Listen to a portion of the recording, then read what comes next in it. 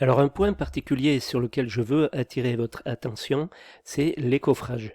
Alors même si vous ne vous destinez pas à travailler en grosses œuvres, je dirais que pour la formation, l'écoffrage, il faut capter, il faut bien comprendre comment ça se passe parce que ça tombe quand même assez souvent à l'examen.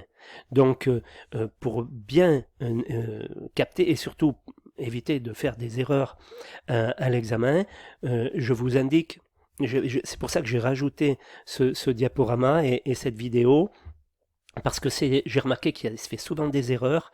Donc là, avec ça, ça me permet de préciser ce qui est attendu au niveau des coffrages pour l'examen, hein, principalement pour l'examen, et bien sûr pour ceux qui se destinent à travailler en entreprise de gros œuvres de maçonnerie, ben voilà, voilà comment on compte les coffrages dans une entreprise de gros œuvres. Voilà.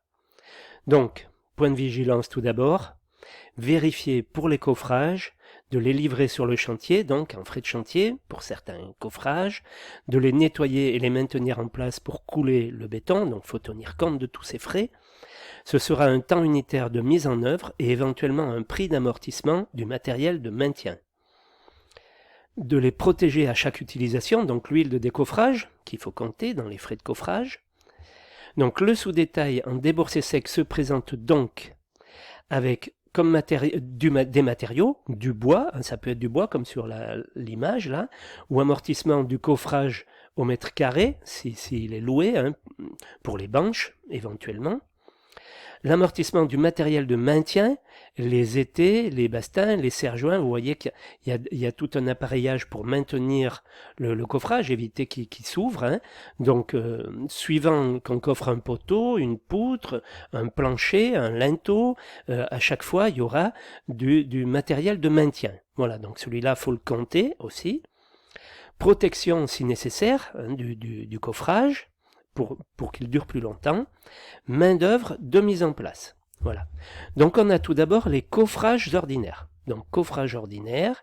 Donc suivant le type de coffrage, il y aura plusieurs systèmes de calcul. Le bois nécessaire au coffrage des ouvrages en béton ou béton armé sur un chantier est réutilisé plusieurs fois. Là, par exemple, sur l'image, on voit le coffrage d'un linteau plus le coffrage de chaînage horizontal. Vous voyez que c'est simplement des planches de coffrage qu'on vient maintenir avec du bois complémentaire.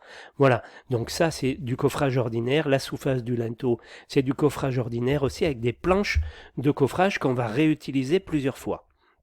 Donc, dans les sous-détails, il conviendra de compter une perte à chaque utilisation. Cette perte sera comptée par mètre cube de bois par mètre carré de coffrage. Hein, mètre cube de bois par mètre carré de coffrage pour le bois complémentaire principalement. Hein, voilà. Exemple, coffrage de chaînage, on a 0,005 mètres cubes par mètre carré. Ça, ce sont des ratios. Cherchez pas, on regarde sur l'année précédente combien on a passé, quelle quantité de bois on a passé pour venir coffrer des linteaux et des chaînages, et on s'est rendu compte que par rapport à la quantité au mètre carré de coffrage, on avait utilisé tant de mètres cubes, donc on le ramène pour un mètre carré. Hein, voilà, ça c'est de la compta, ou c'est vous qui allez le calculer. Vous regardez, les coffrages, c'est facile à faire hein, avec les logiciels d'études de prix. On peut déterminer combien on a utilisé de mètres carrés de coffrage l'année précédente.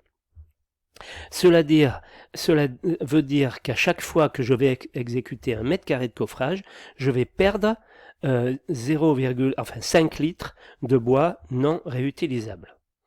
Ça ne veut pas dire que j'ai besoin forcément de 5 litres de bois par mètre carré de coffrage. Hein, c'est ça le truc, on va considérer que c'est utilisé, donc c'est perdu.